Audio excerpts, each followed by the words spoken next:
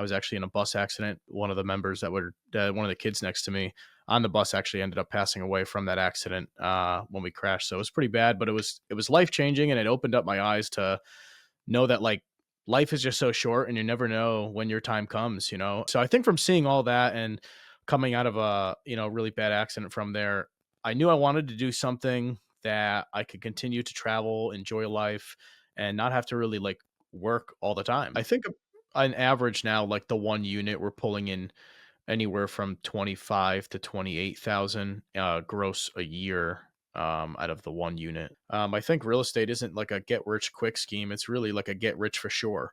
But it's going to take time, right? So you're not going to get rich within your first couple of years, but 10, 15 years, you keep continuing the same consistency in action. It's really going to pay off. No one knows what's going to happen, I think. So we kind of got to make sure we're not over leveraging, take it nice and slow, and kind of see what the markets do. And that kind of gauges what we're going to do. You could change someone's life, and they could change your life. So I think that's what this year is about: just continuing taking that consistency or the constant action and networking with individuals. But yeah, we're gonna stay in the Airbnb game. We enjoy that. Welcome back to another episode of Bigger Life Podcast, where we explore the stories and strategies of people living larger lives through real estate and other investment opportunities. I'm your host, Ray Bansal, and today we got an exciting guest with us, Karl Denton. Karl is a full-time firefighter who has managed to make a huge impact in the world of real estate, all while balancing the demands of his day job and keeping us safe. In just 3 years, he has done multiple deals, long-term rentals, short-term rentals, flips, syndication. Let's hear it from the man himself. Hey, Carl, welcome to the podcast. How are you doing today? Good. Thanks for having me. I'm excited to be here. Let's dive right into it, Carl. So you're doing some pretty amazing deals and amazing stuff here along with your firefighting job. So let me ask you the first question. How tedious is it to manage with your day job and the whole real estate investing and the business side of it? Sure. Yeah. So I work as a firefighter, and allows me to have a different kind of schedule. I'm not your typical Monday through Friday. So the schedule we currently run now is a 4 day on, 4 day off schedule. And we're not on for those 4 days completely. It's 2 day shifts, 7:30 to 5:30, and then 2 night shifts, 5:30 to 7:30. So it allows me a lot of time in between to work on the real estate. I have the 4 days off, and then I have before my night shifts the day before that, to even do some stuff if I wanted to as well. So I think balancing it has been pretty good. It's not too hard. I have built a decent team over the a couple years here. So if I'm at work and something needs to be handled, maintenance wise or anything else that it can, and anything else I can kind of coordinate from my phone if I have a free moment. So I'd say that it's definitely been a good balance. I have a lot more time than the Monday through Friday to dedicate to that. So I think that's helped me being able to build my business up. Okay. So, Carl, how did you hear about real estate investing? How did you get interested into this? How did you had your first foray into this side of the, investment? Yeah, so it was back in like 2019 that I first discovered real estate investing. But prior to that, being a firefighter and seeing people's lives cut short, and also myself being involved in a pretty bad accident when I was in high school, my last year of high school. I was actually in a bus accident, and one of the members that were one of the kids next to me on the bus actually ended up passing away from that accident when we crashed. So it was pretty bad, but it was life changing, and it opened up my eyes to know that like life is just so short, and you never know when your time comes. And seeing someone's life taken right before my eyes so young, was definitely a huge tragedy. But it really just showed me that you have to enjoy the experiences now, because you don't know if they're going to be there later, like when you're old and retired, right? Like everyone works their whole life and waits till they're retired, and then some people end up not getting to the retirement, and so I think from seeing all that and coming out of a really bad accident from there, I knew I wanted to do something that I could continue to travel, enjoy life, and not have to really like work all the time. And so during my college years, I would, have different little businesses to bring in some side money. I was always like dabbling in everything. A lot of my friends were like, "You're always hustling something." So from there, I got interested in like stock investing, and then I got frustrated with stock investing, and I wanted something more, that was, I guess, a little more passive, in a way where it was like a little more safer risk profile. And it kind of led me to real estate investing. I thought, I got really interested, and I thought it was a really good avenue for investing for the future.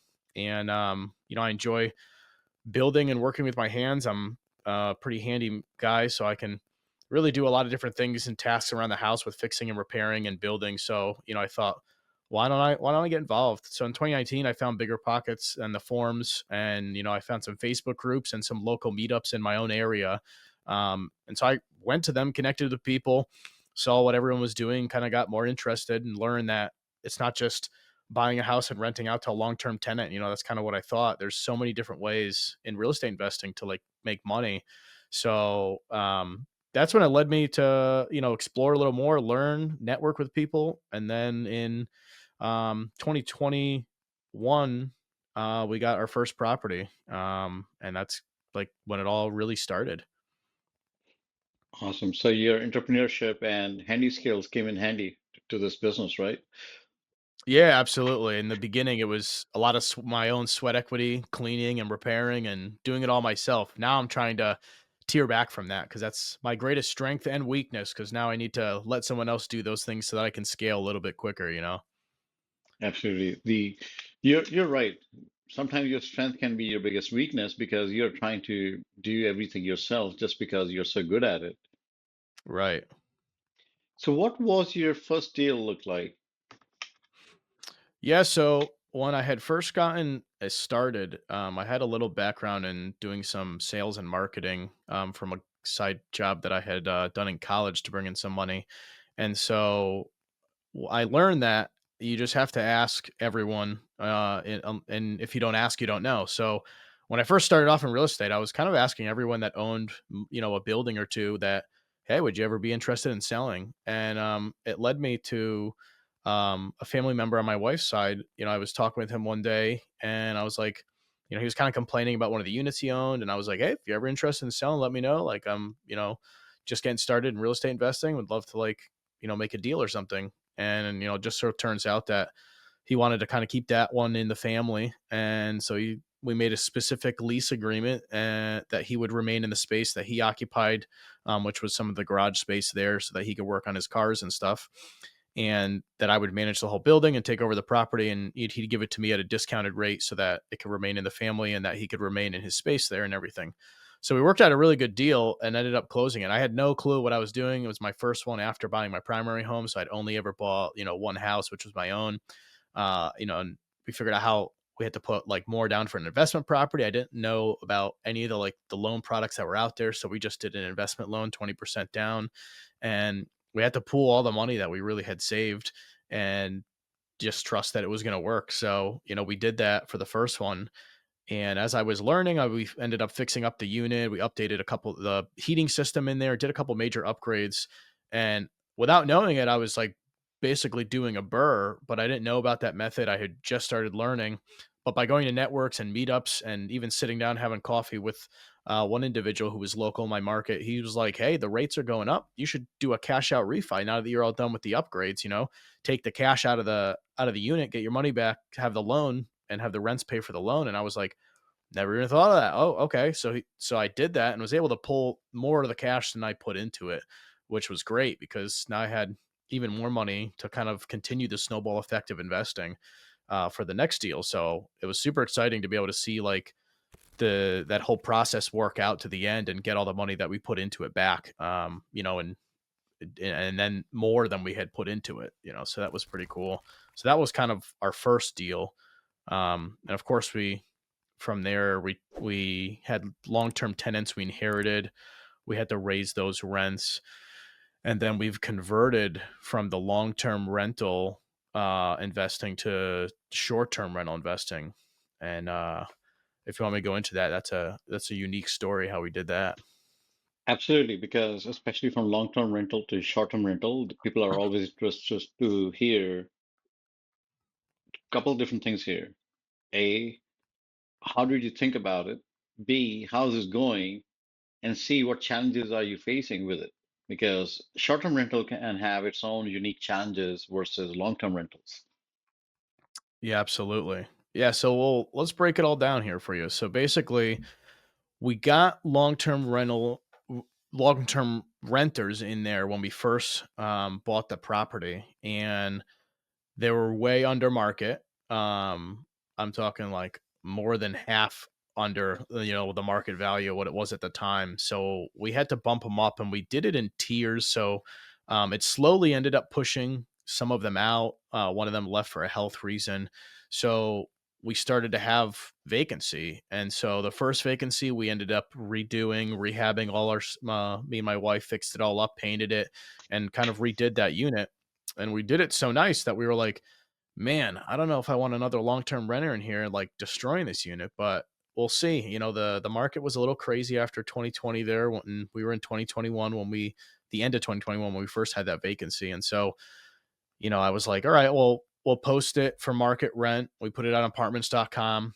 And that same week, I was like learning about midterm rental units where they weren't as hands on as short term. I never thought short term rental would work in my area. I always thought of Airbnb as a vacation rental. Like, who's coming to my rural market for vacation, right? Like, probably no one.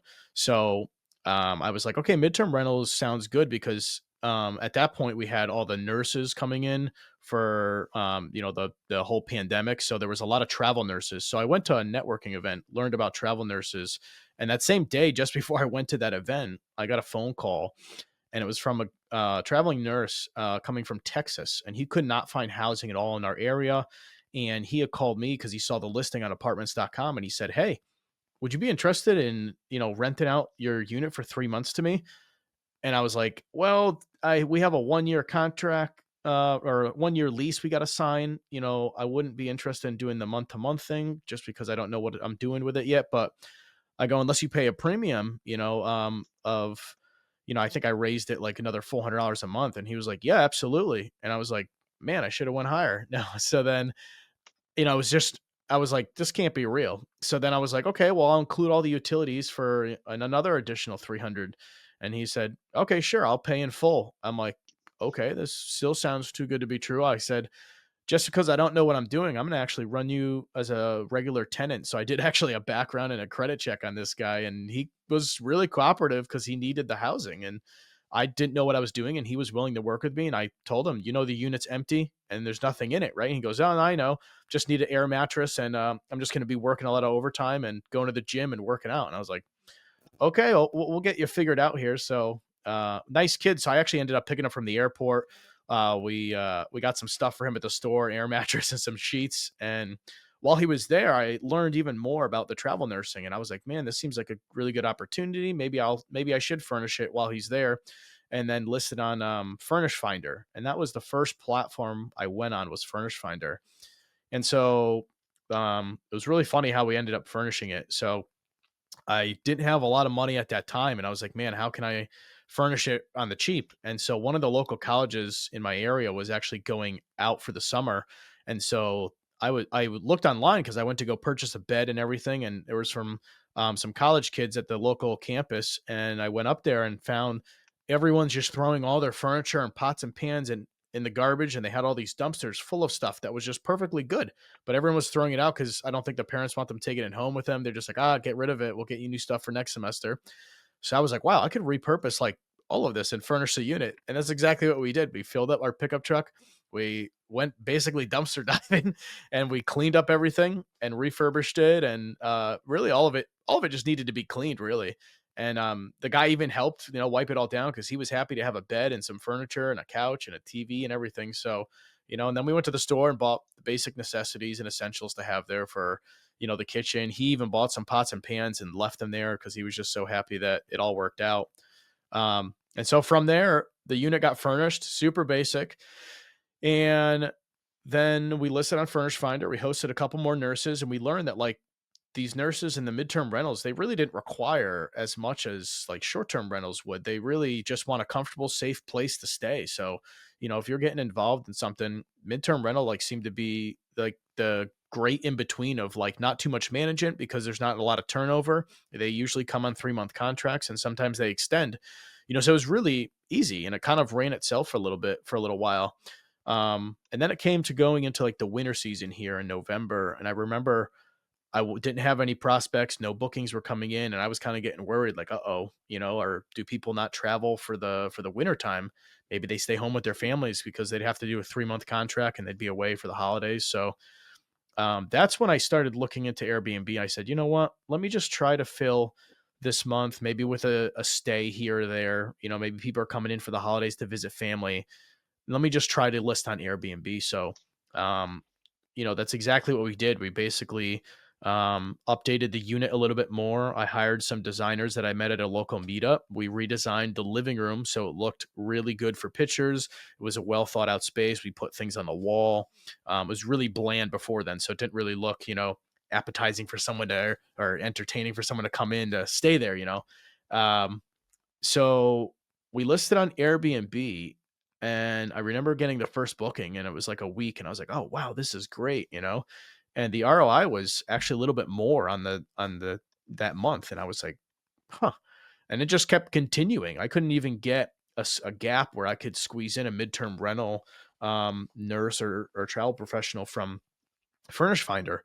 So that was when I kind of transitioned into the Airbnb just by accident. I went to fill a gap and we never got off of it. And we never went back to the midterm rental really after that. We stayed on Airbnb. We started designing the unit a little bit better, put more amenities in there for people, learned how the short term rental game worked, which was a lot different, a little more management, a lot more turnover. We hired some cleaners. We got cleaners over there so that they could do the turnover for us and we didn't have to worry about it. And it started running itself in a way where I could just do the operations from my phone as far as like maintenance and cleaning and everything like that. Um, so it really opened up our eyes and we ran a full year with it and we're so blown away by the return on our investment there because I think like those they're all one bedroom units. They're just bigger than like a studio, but they have a bedroom probably about 550 square feet, maybe 600. And the market rent at the time, which was really high, was 1,200 a month. We were typically getting 900 from our tenants we had raised rents from.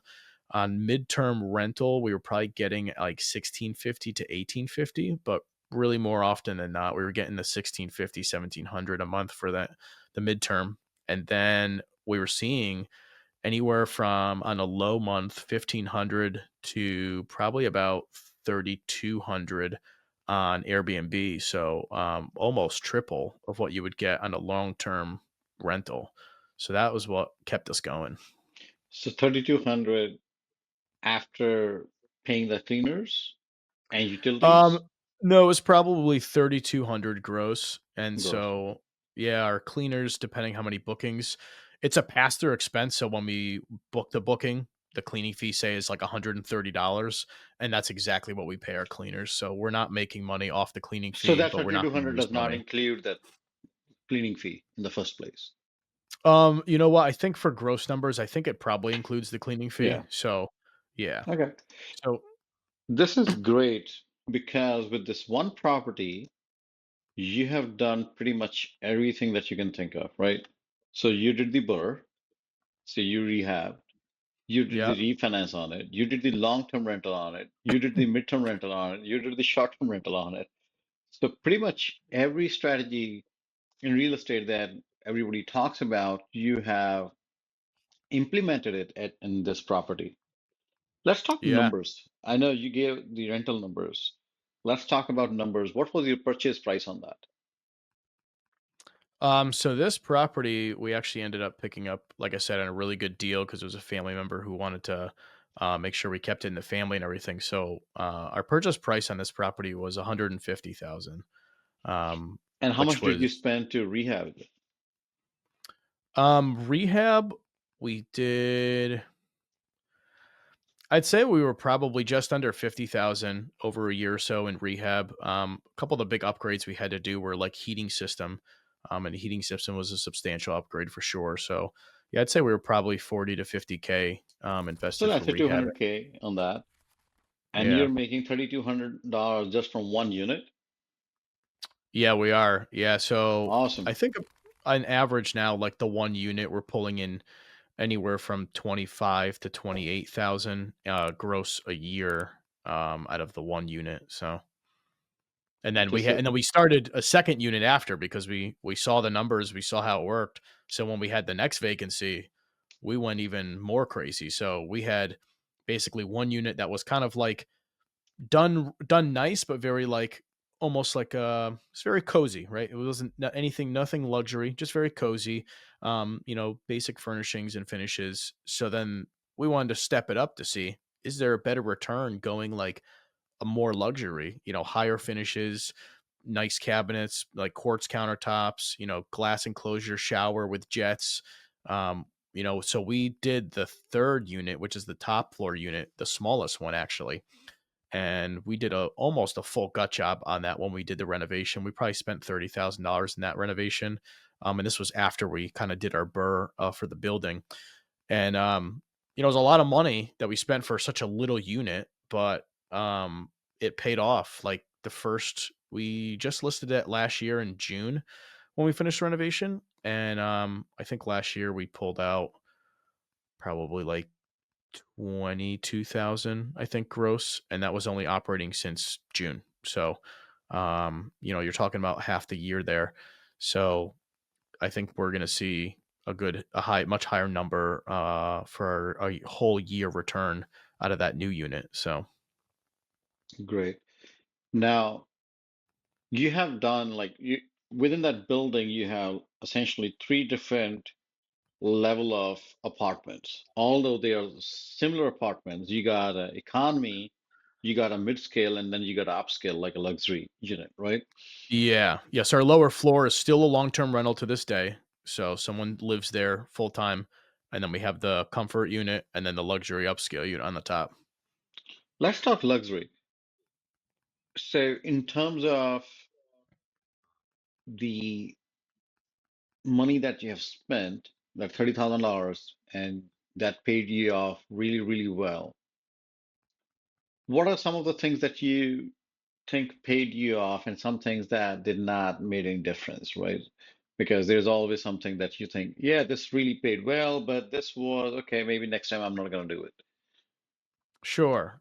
I think we had a better idea going into this what was going to pay well and what was not going to pay well, just because we kind of started learning the needs of our guests from the second unit we were running.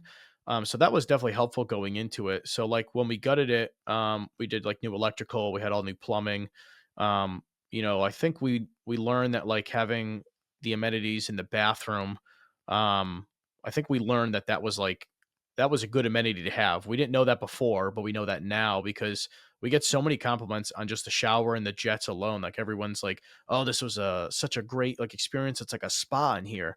And to be honest, it was a really cool idea we came up with, and we found at Home Depot, and it actually made it cheaper for us to do the renovation, but it made it look like $1 million when we were done. And it's basically Home Depot sells, and you can find these online. They're a built-in, all-in-one kind of shower system, and so they have all the valves built in. They have all the jets. They have a rainfall at the top. Um, they have everything built in, even the shower wand, which is nice for the cleaners to clean up the whole shower with the wand. So they have everything built in. So all you need your plumber to do is he just has to put two holes, put the hot line and the cold line, and hook those up to the valves, and that's it. The whole thing just hangs on a bracket right on the wall. Um, so it was so simple because that was our first shower that we ended up tiling. So we tiled it, we put a glass enclosure, and then we just hung this whole shower system on the wall. So it really cut cost for having plumbing and tile have to like get cut around all the shower valves like you typically would see. Um, so the higher end finishes there were really like the shower, the enclosure, the tile. And then we hired designers that we had used for the first one, and that seemed to be the biggest thing that you, I think, could do if going into this, if you don't know what you're doing, which most don't, right? Everyone's just going in trying to figure it out. Hire designers and have just pay them to design the place right. It really helped with not wasting time to figure out the colors of things, the finishes of things. They really helped dial it in and kind of like incorporate everything in there and kind of flows all together. We didn't change things out. Like they had old doors, we just refinished them. So I think when people come and stay there, they're not really, no one's concerned about the colors of the walls or like the trim and the finishes. So I think those are the things that you can save money on. You can do a lower scale door. We just did regular like square molding trim, to just keep our costs down and keep it simple. But people are looking for high speed internet. They want a place to work. They want a comfy couch. They want a nice TV. So we made sure to put those finishes in. And then for the kitchen, the cabinets, again, as long as they're just basic cabinets, we go with the shaker white cabinets just to keep price down. No one, doesn't matter what you go with, just go with what works best with the style you're trying to do. And then we do granite or quartz countertops. Now we do that just because I think it lessens the wear and tear on a regular old typical style like Formica cabinet top or countertop, or like a wood countertop or anything else like that. Like granite and quartz seem to be pretty easy to clean. They also take any kind of spills and anything that would happen to their, they really don't get damaged easily. So um, we did a lot of those finishes, and then we just went with like nicer stainless steel appliances. I think that overall helps tie into like the very modern feel for people. And then the biggest thing is like the bed, right? Where people are going to spend most of their time. They're coming to travel. They're going somewhere. They're going to see people. They're, depending what market you're in, you have to cater to your market, right? If you're in a vacation market, maybe they are staying in there a little bit longer, partying before they're going out or something like that. So you maybe want to have some amenities like game rooms and things like that. But for our rentals, they're just one bedroom. You're not having a whole big family in there. They're usually just want a safe place to relax at the end of the day. So we kind of concentrate on the living rooms and the bedrooms to just have something comfy for them to relax on, especially like the bed. Get the better mattress. We now actually do goose down comforters, and people love those to keep warm at night and things like that. So I think as far as like finishes go, look at those kind of things when you're starting out. Yeah. Those finishes and amenities and comfort and the overall style does help. It pays off in the long run. It Yeah. might be a little bit expensive to begin with. However, like quartz and granite, as you mentioned, even for long-term rentals, I have heard that it pays off very well versus other kind of countertops. You save a little bit more money in the short run, but you lose a lot of money in the long run if you go with other options. Yeah, absolutely. As we were discussing earlier, I know that you are doing some kind of a syndication work. So let's talk about that. So what is it? What exactly you're doing? How's it going? Yeah, sure. So um through networking, and I can't touch on this enough, right? Through networking in my local meetups and things like that in my state here, I ran into everyone doing a little bit of different things in real estate. And so the one individual I ran into, he was doing syndications in the Midwest. And, I was really curious about that because I was like trying to find my next deal, but the market was like crazy just after the pandemic. Everyone was buying. So it was a little harder to get in. And I wanted to do something with my money to stay, investing and stay in the game of real estate. And so he came to me after I looked at a bunch of his deals, and we kept in touch for about a year or two. And then he finally brought me a deal that he had in Indiana, in Evansville. And he said, hey, this is going to be a really good one. This is the first one that we're doing as a equity partnership. So instead of just getting a guaranteed return, the sky's the limit. So we could see a better return than just a guaranteed return. And that was kind of cool because you're part of, you're what they call an LP in this deal, and you're a limited partner, but you get to basically win if everyone wins, and I like to see that. So, and I figured my money was better spent in a deal like that, where if the market continues to do well and they do a good job and pull off a good job at this building, then everyone can get a little bit more money than they were expecting. And then that's really exciting for everyone. So, I think it's a 52 unit complex and they're basically doing the BRRRR strategy. It was bought from an older owners that were retiring. They got it for a good deal. The appraisal, as soon as we had got it, was higher than the purchase price, so that was great. So it was kind of walking in with instant equity. So that's good for the investors to see that. Kind of is a good sign of a great deal. And then they started rehabbing the units, and their goal for this whole syndication is to up the rents, rehab the units, continue upping the rents, because I haven't seen renovations in that place in years. So they're just making them more modern and then pushing more rents out of them as well. And then after, it's a 3-year project. So in that's basically what they're doing in those 3 years. And then at the third year, as long as the market's good and everything, then they would sell the unit, get obviously way more than we paid, and with renovations, and then that would get distributed to the investors. And there's a clause in there that if the market for some reason isn't that good in 3 years, we just hold it until it is, and the investors would get distributions from the income generated by the rents until it's sold, or what have you there. So I thought it was really interesting, and I decided to go into it. It was a minimum investment of like 50K, but you could put as much as you wanted into the deal. So we went into that, and I think we just completed our first year, and we got 2 more years ahead of us. So yeah. Mm. So sounds like you are having an interesting, real estate is changing your lifestyle. It's been a game changer for your thing. So how do you see yourself, like, if you compare yourself pre-real estate investments when you were not doing any kind of investment into the real estate side versus now where you are? How has real estate changed your life? Yeah, so Uh, it keeps me busy, but I enjoy being busy. I think that I've always found something to keep me busy, whether it's a hobby or a side hustle or an investment.